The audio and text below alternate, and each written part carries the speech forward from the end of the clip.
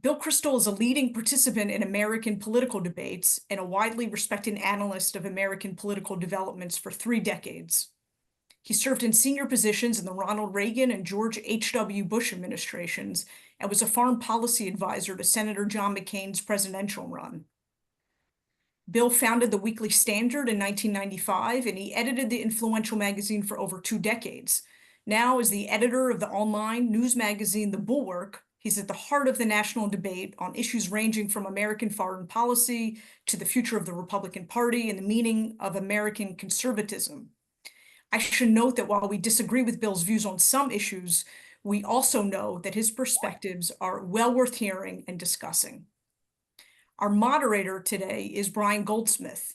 Brian is a senior advisor to Demify PAC. He's a former producer for Katie Couric, an advisor to Pete Buttigieg. He's been an invaluable resource on the messaging and paid media work that Demify PAC has done since 2021. Brian and Bill will have a conversation for about 20 minutes or so, and then Brian will turn to taking questions from everyone who's on the call today. Thank you so much, Brian. Well, thanks very much, Rachel, and thank you, Bill, for doing this and joining us. So let me start with this. Since October 7th, there's obviously been a sea change in the American Jewish community. No longer could we dismiss the global rise of anti-Semitism or ignore campus culture and hateful voices on social media. So the good news is the Jews are coming together to embrace our values and to defend our community, both in Israel and in the United States. The bad news is there's been a flood of misinformation and disinformation about politics, both from outside our community targeting us and from inside our community dividing us. Now, there's nobody better to discuss all this with than Bill Kristol, or as the first line of his Wikipedia page says, not to be confused with Billy Kristol. So if you all came for Billy Kristol today, I'm sorry to change it up a little bit, but this Bill Kristol has an even better perspective on politics. As Rachel mentioned, Bill was a very early and courageous Never Trump Republican who broke with his party, co-founded the Bulwark, really is a home for centrists of all stripes. I really enjoy listening to their work, reading their work.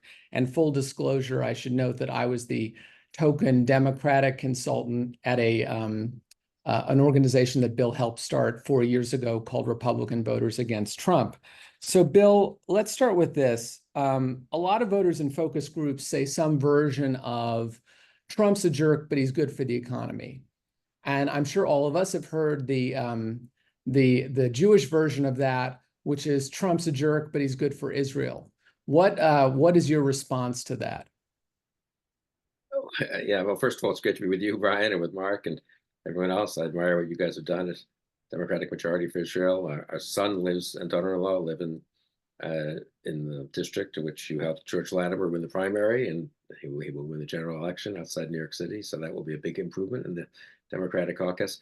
And it's a broader point, which we should get to later, I suppose. The Democratic Party is pro-Israel, and Democratic ranks in Congress are pro-Israel. And I think getting more so, not less so, actually, that there was a flurry 4 years ago of, oh my God, the squad and parts of the squad. But if you look at the up-and-coming Democrats, I feel pretty good about my new allies in the Democratic Party.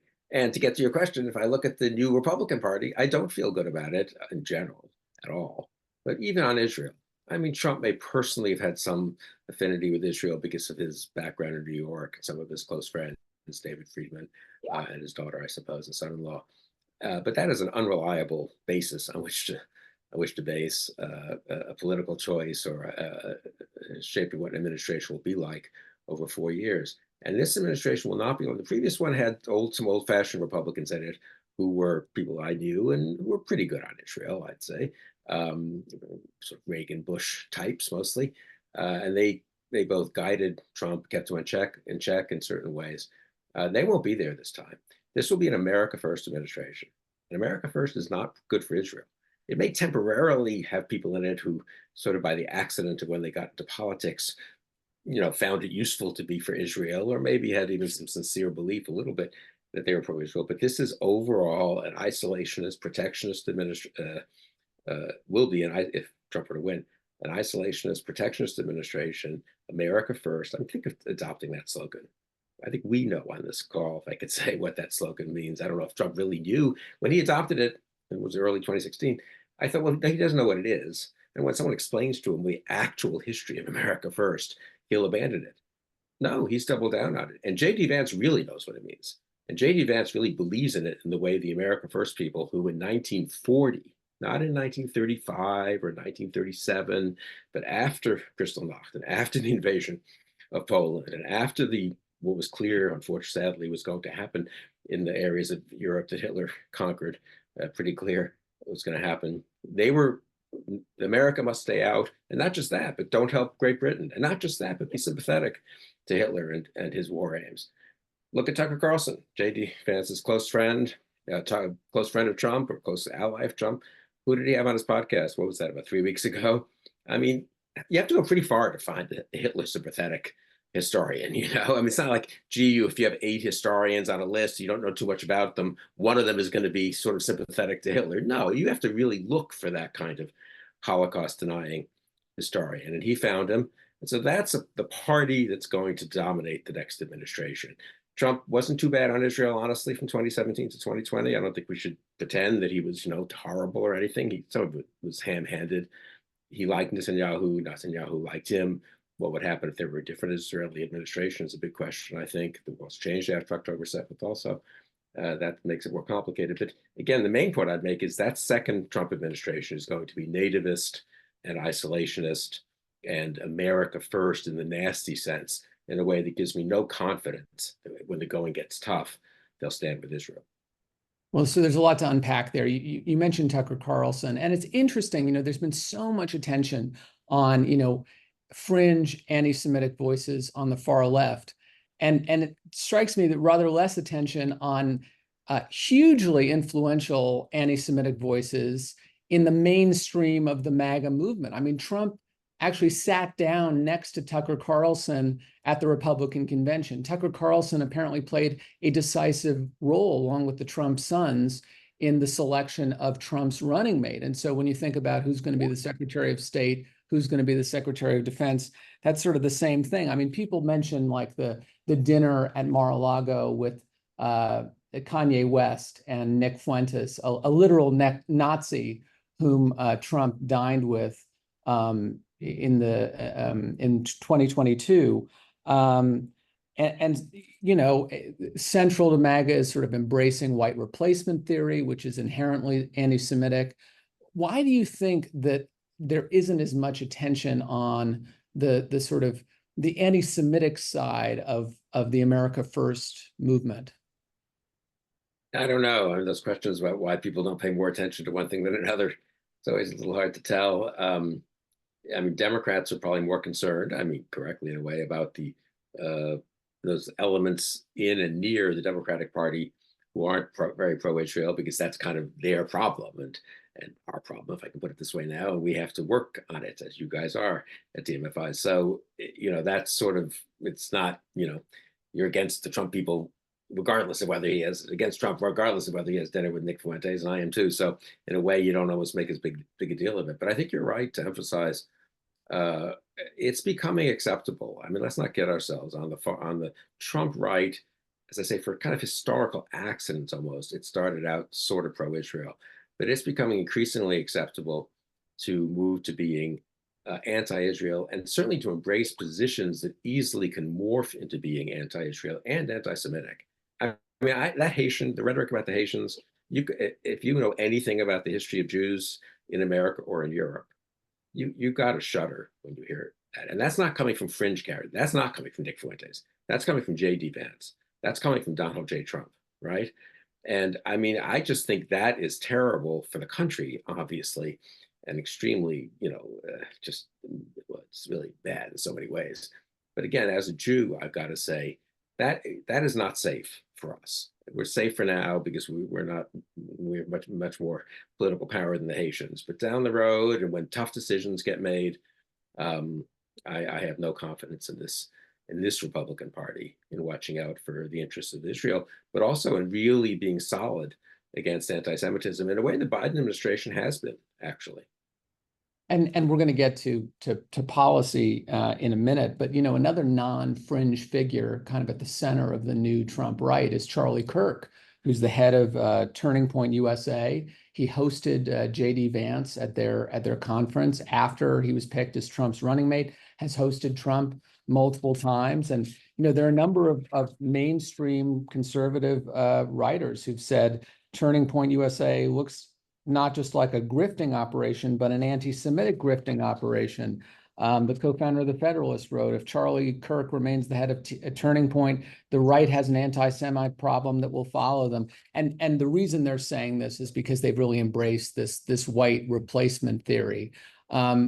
Now, I've mentioned this to some Republican friends of mine, and they say, well, white replacement theory, that's about, illegal immigration, and it's about changing the character of the country. It's not really about the Jews. How would you respond to that, Bill? I mean, it is literally about the Jews. It was invented as part of an anti-Semitic, neo-Nazi propaganda and a whole bunch of publications and so forth. And what was Charlottesville about? That was about the Jews. It was also about other groups, to be fair. But that's literally what they meant when they "You will not replace us" was a neo-Nazi chant. I mean, also God knows they don't like other minorities and don't like blacks and so and immigrants from Central and Latin America and so forth. But no, so that's, I think, very short-sighted to think that. And look, you don't have to go back to next week, if I'm not mistaken. I think it's the 21st. I may be wrong about the date. J.D. Vance is appearing with Tucker Carlson. Tucker Carlson has some money-making tour where he goes to a bunch of arenas and sells tickets and has a key guest each time. And it's, who knows, Marjorie Taylor Greene and all kinds of oddballs. Tucker Carlson just had this guy on his show for 2 hours who's a Holocaust denier, who Tucker Carlson praised as one of the best popular historians or something like that in the United States today. And this is in the middle of a presidential campaign, and this is in real time. This is not 3 years ago he said X, or 5 years ago he foolishly had dinner with someone he didn't know who it was. I mean, if that's true, but whatever, that's their excuse. This is knowingly helping Tucker Carlson and allying himself with Tucker Carlson in 1 week in the middle of a presidential campaign, less than a month after Carlson hosted and praised a Holocaust denier, gave him a huge platform, much bigger than any he had had. What does that tell you about what the Trump administration will be? Incidentally, even if Trump personally has warm feelings, as a grandfather or something towards Jews, J.D. Vance could become president of the United States. I don't mean to be morbid or anything, but right. I mean, this is what vice presidents, it happens, right? And he certainly will be next in line after Trump. And so this is, for me, the America First, the J.D. Vance aspect of Trump Vance really brings home how dangerous I think a Trump Vance administration will be. Well, and to your point about the here and now, I mean, NPR reported last week that twice this summer, Trump hosted at his home a January 6th rioter who was a known Hitler sympathizer. And Trump personally went and visited with him, honored him. Now, you might ask how somebody could possibly know that this guy was a known Hitler sympathizer. Well, I pulled up his photo from the NPR website. So, but who could possibly have guessed? Anyway, let's incidentally, just on that, yeah. Fine, maybe you don't know every single person who comes to your thing and they haven't looked at the picture and he looks different. You know what? When it's called to your attention, if you're a normal person in either party, frankly, you apologize. You say, I didn't know, I was misled. I feel terrible about that. Of course, Trump hasn't said any of that. There's no apology. And there's certainly no apology from J.D. Vance for hanging out with Tucker Carlson, but nor from Trump for hanging out with Tucker Carlson. So let's move from Trump's associations to the actual foreign policy implications. I mean, Trump has said he's going to abandon Ukraine. I mean, that's what he's saying when he's saying he'll do a deal in 1 day. He said he's going to blow up NATO. He's questioned defending Taiwan. But people believe that the one alliance that he would keep, the one that holds a special place in his heart, is the one with Israel. Do you think people can rely on that? A leading question. No, because no, and I mean, I've always been an internationalist. I'm on the conservative side of internationalism. Mark and you guys have been more on the center liberal side of internationalism, but we've always had a huge amount in common. And one thing we have, I think, found over the years is that people who believe in American leadership and American internationalism and promoting values of freedom and democracy abroad and the importance of alliances in not saying to Americans at home, think only about America. It's a waste of time and money to spend money in all these other countries. We think that that's bad ultimately for Israel, and it is. So for maybe right now, you can be against helping Ukraine defend itself against a brutal invasion from a dictator the next state over. But you'll be fine on Israel. You'll fine on giving aid to Israel when Israel needs it. That's a very thin reed, I think, to rest on. So no, I don't have confidence. If your overall view of foreign policy is America first, don't waste money on allies. It's a rough world out there. People need to take care of themselves. I mean, did Biden hesitate when Iran launched the missile salvo against Israel a few months ago? No, and he organized the other allies as well. And they did, that was very helpful to Israel. And so I have no confidence. Maybe Trump would do it because he still thinks he's pro-Israel, but maybe he wouldn't do it 2 years from now. Maybe he'll be annoyed at the new Israeli government. Maybe Netanyahu is replaced by Gantz, and he doesn't like, Gantz has said things critical of Trump. I mean, who knows, right? Anything could happen. I mean, Trump loves the Saudis. For now, that inclines him to be sort of pro-Israel because there's a de facto kind of Saudi-Israeli alliance is too strong, but arrangement, you might say. But again, that might not last forever, right? And there are other wealthy Arab regimes and other wealthy anti-Israel countries like Russia and Putin who might buy or win Trump's favor. So no, it's not a reliable basis on which to base a pro-Israel policy. Well, we know that the Saudis and the Qataris are literally funding the Trump family. The Israeli government is doing no such thing. Right. So, when push comes to shove, who's he gonna side with? I mean, a lot of people are saying, Republicans are stronger on aid to Israel. I mean, not really if you look at the votes. The most recent Israel aid package, it is true that 37 House Democrats unfortunately opposed it, but so did 21 House Republicans. So that's not really a huge difference. And then in the Senate, only 3 Democrats opposed it, and 15 Senate Republicans opposed it, including one of the leaders of that opposition, J.D. Vance. Why did he oppose it?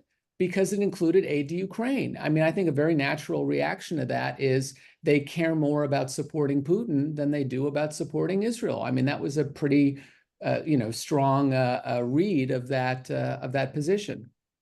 Yeah, no, I very much agree. Again, I don't want to simply emphasize Vance, but I would say, if you look at the people who are coming up in the Republican Party, there are a lot of people imitating Vance, following in those footsteps. They don't have Trump's accidental, if I could put it this way, somewhat of an attachment to Israel is too strong, but familiarity with prominent Jews, let's say, and that he comes from being a major businessman in New York for decades, right? These are not people from New York. They don't have any of Trump's natural sympathy. And I think that administration, I mean, I've thought some about who could be Secretary of Defense, Secretary of State, the CIA director in that administration. That does not reassure me. Whereas the Biden administration, which has come under some pressure, obviously, from the left fringe of the Democratic Party and the anti-Israel elements, which aren't huge in the Democratic Party, has been awfully resolute, honestly, especially in the actual policy. We talked to real grown-up Israelis who are in government and stuff, intelligence and defense. The Biden administration has done a huge amount to help over the last year. There have been disagreements on the margins in terms of some of the one particular kind of bombs that Israel wanted. Netanyahu hasn't been the easiest guy for Biden to work with. Netanyahu's not the easiest guy for people in Israel to work with, But on the whole, if you had told us 3.5 years ago, the level of agreement, despite October 7th and after October 7th, a lot of international pressure to pressure Israel more. This has been I was thinking about this, has there been a more pro-Israel administration in the clutch under pressure? I'm proud of what the Reagan administration did for Israel. I'm proud of George W. Bush. I wasn't involved in either, really, but just as a Republican, ex-Republican. The George W. Bush administration was very sympathetic to Israel.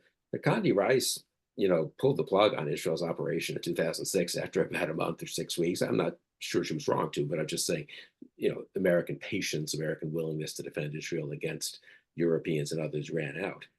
That has not happened here. People just take it for granted that, of course, the aid flows continue and the support of the UN continues, and the Biden administration, though Bibi does not make it easy for them, continues to do the right thing, and very difficult trade-offs in some of these cases, obviously, in terms of hostages and Bibi's policies and civilian casualties. I mean, it's just taken for granted that it's gone this way, but it needn't have. I think Trump would have been fine for the first month because he would have remembered that he's supposed to speak for Israel. As Trump himself said, didn't he say a few months ago? They've got to end this. It's kind of the optics are getting bad. The PR is getting bad. I have no confidence that if Trump were president and we were 11 months into the Gaza operation, that Trump would be nearly as resolute as Biden and Blinken and Austin and Jake Sullivan. Well, and we're going to get to the Biden-Harris administration, Kamala Harris herself in just a minute. It is true, by the way, to your point, could you imagine in 1973 if Biden were president then and he had paused like Nixon did before, aiding Israel in a sort of existential threat, or, in 1991 when Scud missiles were raining down on Israel and George H.W. Bush persuaded the Israelis to do nothing because it would have divided the Arab coalition against Saddam. People don't understand the history of the American relationship with Israel and just how unique Biden's, steadfast support for all these months, it really is. And I would just add one point. Yes. I think people don't understand, maybe you haven't been government, it's a little hard to grasp something. It's very important to have serious grown-ups running foreign policy. It's very important for Israel for that to be the case. I mean, people can go in blustering, I'm pro-Israel, but then they don't know what they're doing. And suddenly some allies are telling them, hey, you want to get this good deal with us here, you've got to start to abandon Israel. And if you don't know what you're doing, if your fondness or defense or attachment to Israel isn't based on a broader view of the world, and you haven't sort of worked out how the parts fit together, you might sound good in the first month, and then 6 months in, it's like, oh, this is too, and this would be very much the case with Trump, I think, and his team. No, this is too hard. Let's just, they messed, the Israelis misled it, they said they were going to finish it. They didn't finish this operation. So we just got to tell them to stop it, and Vance will be a terrible force inside. So I think people underestimate the importance of just overall competence, professionalism, and a basic devotion to, the US-led international order. That's important for Israel, even if in every instance it doesn't perfectly match up with, every little thing that pro-Israel people, we pro-Israel types would like to happen. So one last thing about Trump, which is, he has been consistent about very few things in his career. I mean, hostility to trade is one of them, but this strange, at least 9-year-long devotion to Vladimir Putin is another. And I feel like people aren't really connecting the dots here. I mean, Putin invited the leaders of Hamas to Moscow weeks after October 7th, basically to host and honor them. So, I mean, Iran is helping to arm Russia in its war of aggression against Ukraine. This stuff is all kind of connected, is it not? Look, I mean, one of the first things Trump would want to do if he becomes president, God forbid, is to end the war in Ukraine, as he puts it, which means force basically a surrender of some sort by Ukraine to Putin. Putin will have all the leverage, knowing that Trump wants to do that. Putin might say, fine, actually, I will let up for now on some of the fighting if they just give us the 20% of land and other concessions. But also, Donald, I need to justify this to my other allies. I need you to pressure Israel for an immediate ceasefire and 5 other things. Do we have any confidence that if Putin dangles something like that before Trump, he won't take it? His depth, the depth of his support for Israel is not deep, and so I think, yes, you're right. We're at the mercy of bargaining with Putin, bargaining with Xi, and just his general lack of any real grounding for support for Israel. So let's turn to Kamala Harris, and we'll discuss a few Biden-Harris administration policies as well. At the Democratic Convention, we put out a pamphlet with Kamala Harris's 20-year record of words and actions that are pro-Israel. If anyone would like this, we're happy to send you either an electronic version or mail you a hard copy. You can just send us an email and we'll get that to you.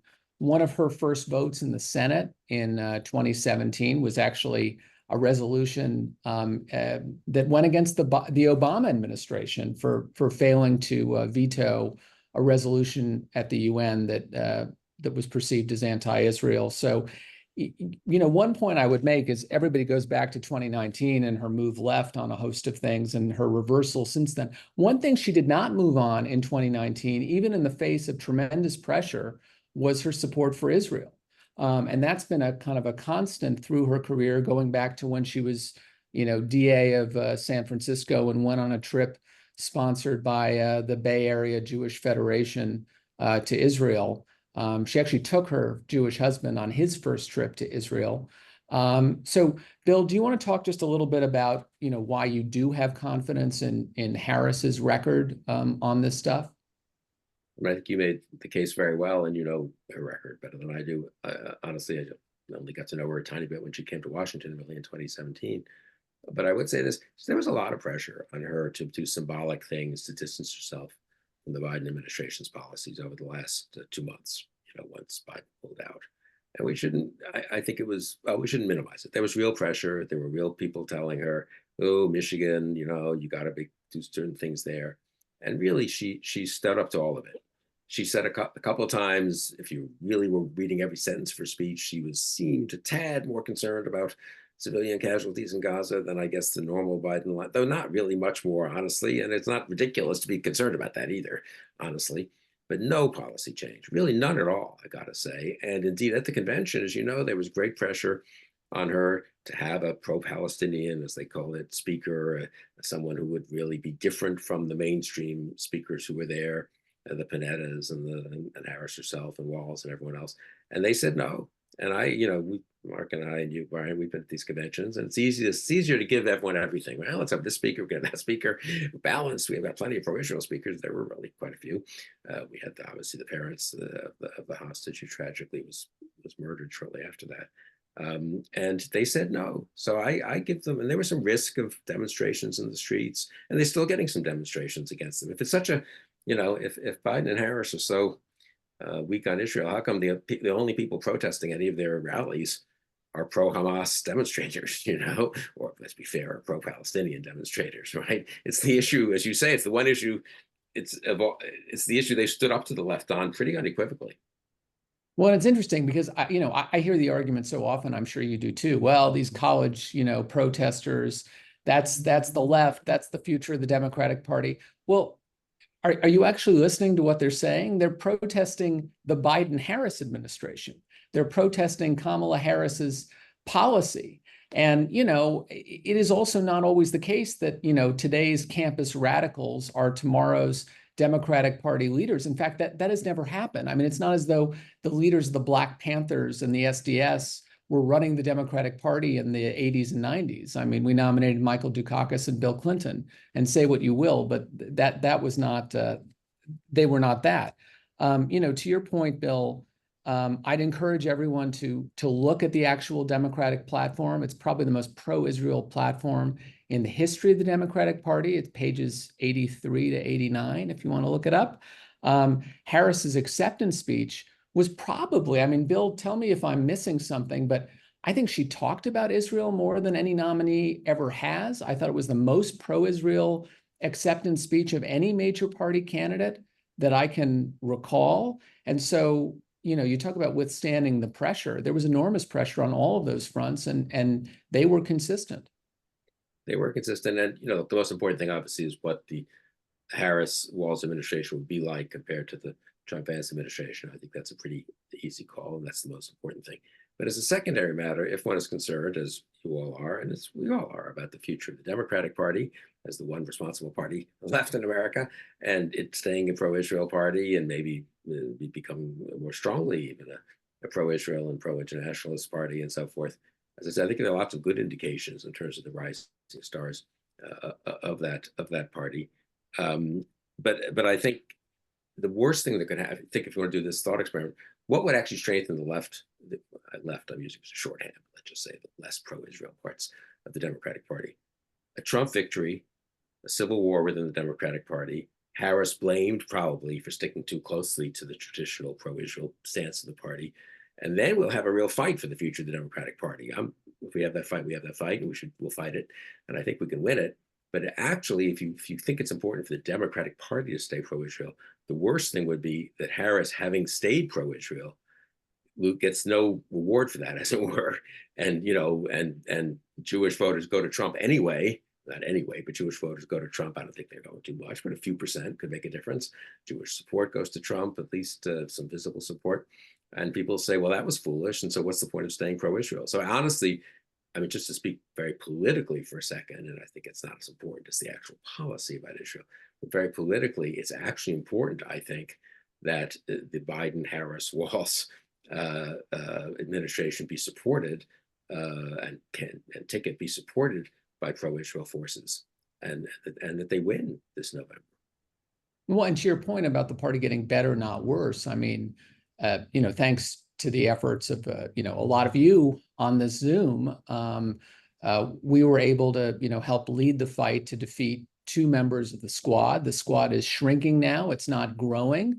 The new rising stars, particularly, people under 50, under 40, people of color, women, are strongly pro-Israel. I mean, the future of the Democratic Party today looks more like, Janelle Bynum and Abigail Spanberger and Shontel Brown and Richie Torres, and a lot of people like that who may not get the airtime of the squad or the cable news coverage of the squad, but certainly far more numerous, and their ranks are really growing.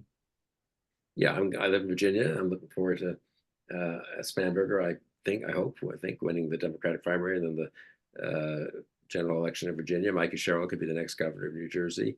But you could have a Democratic Party in the big states. Who will be the governors? Shapiro, Whitmer, Polis, Pritzker, Spanberger, Sherrill. That's pretty, governors are kind of important, right? I mean, politically. And they're all, I don't know the details of each one of their positions on Israel. If they have them, they're governors. They haven't had to do a huge amount of foreign policy. But I think they're pretty good, actually. And I think the same is true of Hakeem Jeffries and Chuck Schumer and a lot of other people. So, I mean, I think I feel pretty good about the Democratic Party. There's a lot of work to be done, obviously, as there is. But again, we don't have the problem that the Republican Party has, which is the ascendant and dominant force is America First, which, accidentally, I'm going to say, is a little more pro-Israel than it would normally be because it inherited some of that. But all the momentum, in my opinion, is the other direction of the Republican Party. And then one more question from me, and then we'll go to questions from participants on this Zoom. Past is prologue. Everybody says the election, elections are about the future, but how do you determine what a politician's going to do in the future? Well, you see their record and what they've said and done in the past. As you look through the kind of the record of the Biden-Harris administration, or what she's done in the past, what sticks out to you as an argument to Jews or other pro-Israel voters? I mean, we forget sometimes there's a larger coalition, including evangelicals and others who are pro-Israel, bigger than just Jews. But what are the main arguments you make to people who are skeptical or questioning? Well, I think we've discussed a lot of them. A lot of them is look, if this were honestly a Bush or McCain versus Harris choice, there might be other reasons for preferring Harris. People on this call probably would, and you and Mark certainly did. And I debated that with Mark various times in 2008 and 2012 with Romney. But I wouldn't honestly say that I think you have a fundamental fear of one party as opposed to the other necessarily. There are tweaks and differences in the two parties. That is not the situation now. I just can't bring that home enough. With this, the Trump Republican Party, whatever Trump's personal, as I say, qualifications might be, is not going in a direction that is going to be pro-Israel. Foreign policy is full of surprises. And you can judge an administration by how they react to a surprise. And with Ukraine, they could have sort of semi-walked away, very difficult, very challenging. Let's try to negotiate a peace, save lives with Putin, save lives. They stood up with Ukraine. I think the same was true after October 7th. So that was a test, and the Trump administration didn't have really such a test, honestly.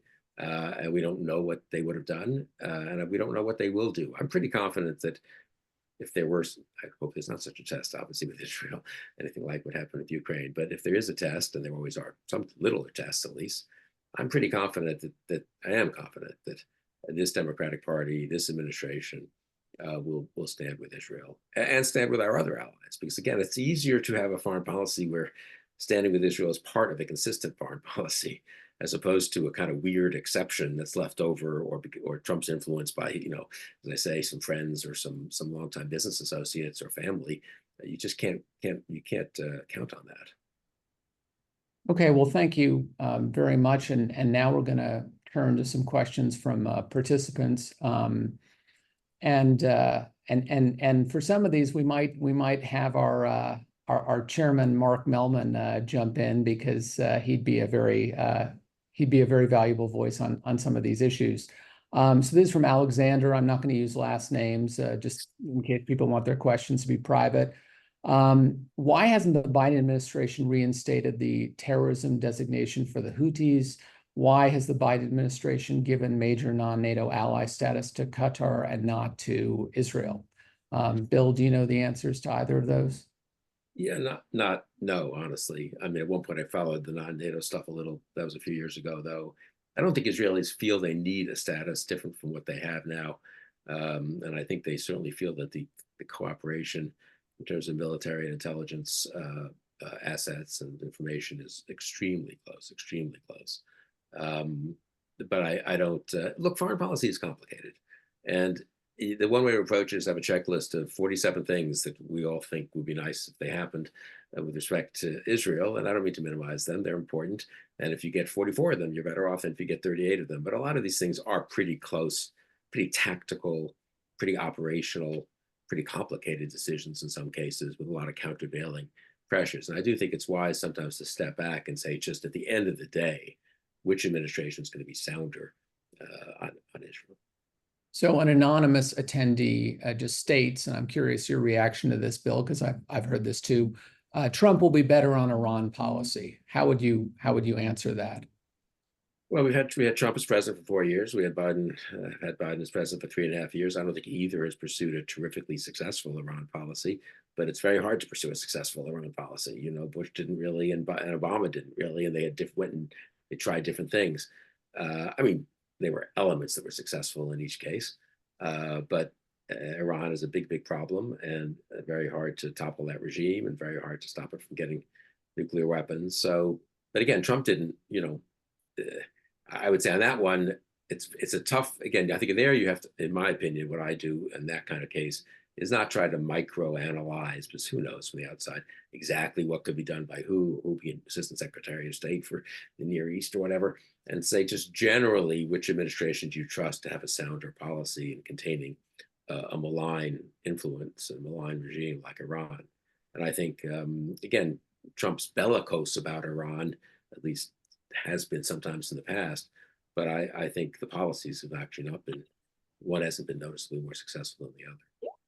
You know, and I'd say one other thing. I mean, I know the Obama administration's Iran deal divided the Jewish community, but one thing we can look at is in 2020, when Trump was president, for the first and only time in its history, Iran directly launched ballistic missiles against American troops in, I think, Western Iraq.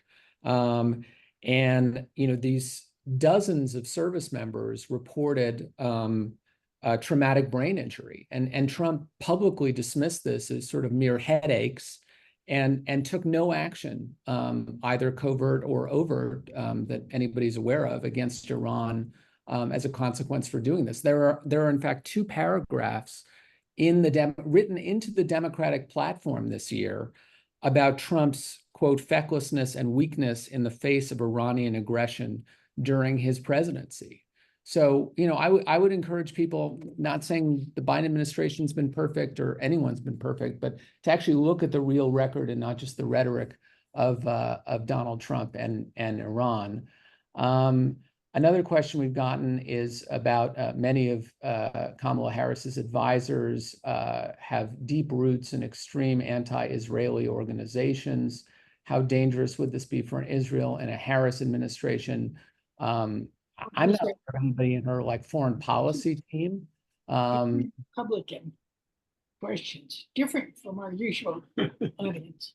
Well, we invited people to this who are torn and are debating what to do, and so that I think it's fair game. So, Bill, is this something that concerns you? Do you see any evidence of this? I don't know who her foreign policy team would be, and I'm not sure if she knows. She has to win the election, and then she'll figure out who to have. Phil Gordon, who's her current top advisor, I've known for years. We disagreed on the Iran deal. He was very good within the administration on Ukraine, on the other hand, and it's not. I mean, it's ridiculous to say that he's radically anti-Israel or anything like that. He's, I think, has a lot of son of a rabbi. I mean, he doesn't, I guess, prove anything. But if we're mentioning names, I'll say that about Phil. And I think he has a lot of affection for Israel. He's probably closer to the Benny Gantz, Lapid types in Israel than to Bibi, but that's not necessarily a disqualification. So look, I don't know who her team would be. The names I've heard have been reassuring. And look, she made a big choice, right? Who spoke at the convention? I always come back to that. She didn't have some people speak who were anti-Israel, roughly speaking. The people she had to speak who had something to do with foreign policy were pro-Israel. And what was that last hour before she spoke, which is the key second most prized hour at the convention beyond the presidential nominating acceptance speech itself? She had Kinzinger speak, who's totally pro-Israel and who mentioned the Middle East and Israel, I believe, in his speech. And she had Leon Panetta speak. And that really struck me because Leon Panetta is not really in the middle of Democratic politics these days. And I very much like him. But I mean, you know, it was sort of a funny choice, right? You could have had someone much higher profile, governor, someone who would be more of a celebrity almost these days, you might say.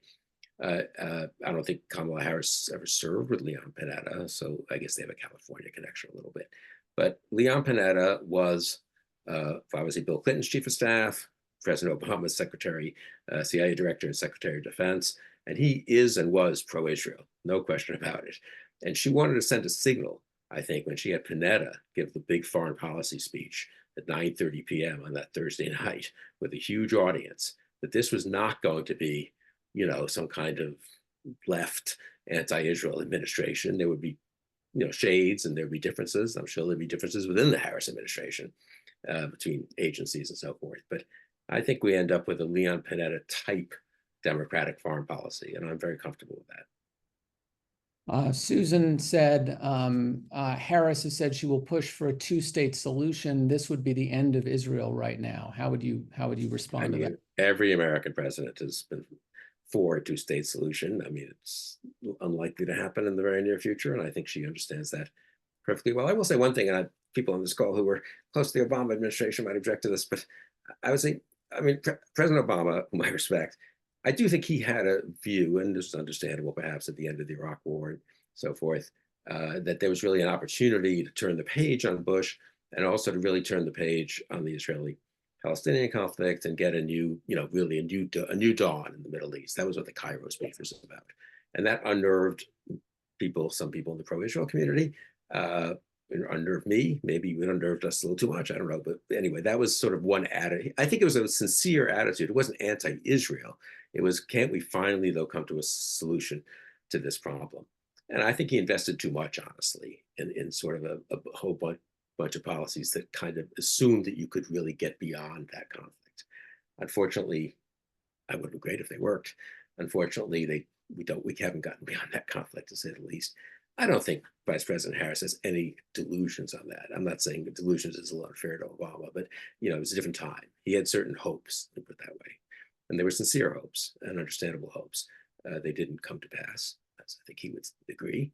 And we're in a different world. I think she's very hard-headed about the situation she faces. So I don't think we're going to sail off into some, you know, crazy sort of sunset here, hoping that everyone's decided to love each other in the Middle East. She understands that it's tough there, and I think she'll be a tough supporter of Israel. Now, we've gotten a number of questions about, you know, Phil Gordon, which I think you addressed, and Ilan Goldenberg, who's her liaison to the Jewish community. And, you know, I'm sure there's a segment of the American Jewish community that basically views any deviation from Bibi Netanyahu as quote unquote anti-Israel, but that doesn't reflect the American Jewish community. It certainly doesn't reflect the Israeli populace. Well, if I can just say a word about, I mean, I knew Bibi once reasonably well, and I'm very wish he would step aside and let someone else take over. I knew Ron Dermer, who was Bibi's ambassador to Washington, pretty well at one point, and then we fell out because he was so partisan. I think one reason we have some problems with younger Americans is that Bibi and Trump became identified. I mean, Bibi became identified as as Israel in people's minds and became identified with Trump. So if you're anti-Trump, you're anti-Bibi, and if you're anti-Bibi, maybe you're anti-Israel, because if you're 25 years old, the only Republican leaders you've known since you were 15 were Trump, and the only Israeli prime minister you've ever known, really, except for, I guess, 2 years there in the interim, is Netanyahu almost. I mean, so I do think actually that it's a little unfair, the kind of to judge, Netanyahu is not going to be prime minister of Israel forever. And you can make a strong case, honestly, that when he isn't, I think Trump's support gets very weak, possibly, whereas in a way it gets easier for Harris and for, I'm going to say, normal Democratic Party politicians to have a very close relationship with Israel. Well, Bill, thank you so much for doing this, for taking the time. I think this has been absolutely invaluable to our community, and I hope even more people see it. So really appreciate your being here today. My pleasure. Good luck with it all, and good luck to all of you. And we'll keep our fingers crossed for the next 7 weeks, right? Indeed. And so we're going to go over to Mark Mellman, who's going to talk a little bit about what we're up to for the next 7 weeks. Thank you very much, Brian. Bill, again, thank you so much for coming and participating here. Bill and I debated, as he referenced, which party, which candidate was better for Israel for many years. It's great to be on the same side as Bill. I can't resist making 2 or 3 points of substance here, just in response to some of the questions that we heard. One, we need to recognize, I think, as a community, that for the first time in history, the Biden-Harris administration ordered the use of U.S. military assets to directly defend the state of Israel. That has never happened before under Trump administration, under any other administration, Democrat or Republican. That is unique. And without that work by the United States, without the use of those U.S. military assets to defend Israel, we would have had tens of thousands of casualties from Iranian missiles falling on Israel a couple of months ago. And there are U.S. military assets who are there in the Middle East today, ready to defend Israel against Hezbollah, ready to defend Israel against Iran again, ready to defend Israel against the Houthis, and in fact, defending Israel against the Houthis. The reality is U.S. military assets have been used several times for that purpose. The second thing I just want to emphasize in terms of this administration's record on Israel is the simple fact that Joe Biden, as president, and Kamala Harris as vice president, signed off on over 100 arms transfers to Israel during the course of this war. And they did so on 100 occasions without involving Congress. That is very difficult from a political point of view. That is very difficult from an institutional point of view. But the President Biden, Vice President Harris did it because they knew weapons had to get to Israel to defend itself. And again, we have had one weapon shipment that was held up, but we've had over 100 that have been forward, that have actually gone to Israel from the United States without congressional involvement. So, and finally, we should just remember 2 things about Trump, as far as I'm concerned. One is that with respect to Iran, that Iran was closer to a nuclear weapon at the end of the Trump administration than it was on the day that Barack Obama left office. That's an empirical fact. It is also a fact that Iran is closer to a nuclear weapon today than they were when Donald Trump took office or when Joe Biden took office. That is the reality, as Bill said, that it reflects the reality of how difficult it is to deal with Iran and to deal with that problem. Nobody's had a terribly successful policy with respect to that. And finally, with respect to the 2-state solution, whatever one's views about that, that is Donald Trump's view. He's very clear. He put forward a plan that encompassed the 2-state solution. He has voiced his support for a 2-state solution very consistently. So there's no difference on that issue between Trump and Harris and Biden, on the other hand. With all that said, I do want to again thank Brian for his expert handling of this session. But I also want to just say a word about DMFI-PAC. This has been a very important and successful election cycle for DMFI-PAC. We were endorsed. We endorsed 104 candidates in this election cycle in primaries, pro-Israel Democrats, in some cases against anti-Israel Democrats, in some cases against Democrats who were not clear on Israel, but 102 pro-Israel Democrats we endorsed won their elections out of 104 that we endorsed in the course of this election. I will note that 51% of those endorsees were women. 75% of the money that we spent on supporting pro-Israel champions in these races were candidates of color. We helped defeat anti-Israel incumbents like Jamal Bowman and Cori Bush and Marie Newman. And as important as that is, we also stopped squad member wannabes from joining the Congress. Few people know their names, but frankly, nobody heard of Jamal Bowman or Cori Bush or Rashida Tlaib before they won their office. And if we wait till they win to try and get them out, it's that much harder. They can do a lot of damage in 2 or 4 or 6 years, as those individuals all did. But we were the only pro-Israel group that got involved in stopping Raquel Turan, a squad wannabe in Arizona, just a couple of weeks ago. We were very efficient with your dollars. She won by 39 votes. Everything we did mattered, and mattered a great deal in producing that outcome. But whether it's getting rid of those squad members or preventing many more squad members from all across the country, from Oregon to Texas to Arizona, all across the country, we stopped those squad wannabes from joining the Congress. That is just as important as taking out the squad members that we were able to help remove from Congress. We're in the final stretch of what feels like a never-ending election cycle. We have 2 core goals. One is to use our strong pro-Israel credentials to help win over pro-Israel voters, to those Democrats who are pro-Israel and have gotten our endorsement. And second, we want to make sure that our pro-Israel champions win re-election. Some of you know them, some of you know their names, people you know, like Senator Jackie Rosen. There's some people you don't know, probably, like Amelia Sykes, a young African-American woman who we helped elect to the Congress from Ohio last cycle, and who, at the urging of DMFI board members, took her husband to Israel for their honeymoon and has been a stalwart pro-Israel champion. She's facing a tough race. Other Democrats, pro-Israel Democratic champions around the country, facing tough races as well. We need your help to support those candidates, to keep them in the Congress, to keep them in the Democratic caucus, arguing for a pro-Israel position, and to help drown out the noise of a very loud but very small faction of the Democratic Party that's anti-Israel. We need your help. Beth Dindis is on the call, our development director. If you have questions about how to make a donation, you can be in touch with Beth. You can be in touch with our office. We would love to have your continuing support to be able to accomplish the pro-Israel goals that we've set out for ourselves. Again, thank you for joining us. Thanks to Bill. Thanks to Brian. Thanks to you all.